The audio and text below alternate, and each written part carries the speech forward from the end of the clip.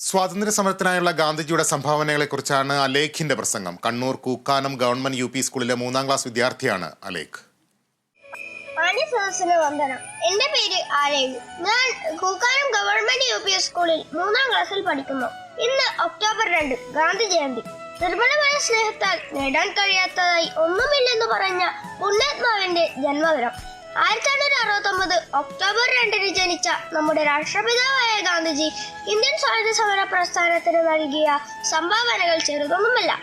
എന്റെ ജീവിതം തന്നെയാണ് എന്റെ സന്ദേശം എന്ന് പറയാൻ ഗാന്ധിജിക്കല്ലാതെ മറ്റാർക്കാണ് കഴിയുക?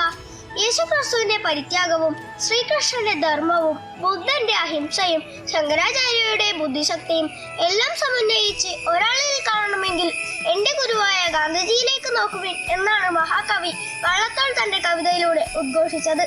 ഗാന്ധിയൻ ആദർശങ്ങൾക്ക് പ്രസക്തിയേറുന്ന ഈ കാലഘട്ടത്തിൽ സത്യത്തിന്റെയും ധർമ്മത്തിന്റെയും അഹിംസയുടെയും വാഹകരായി നമുക്ക് മുന്നേറാം.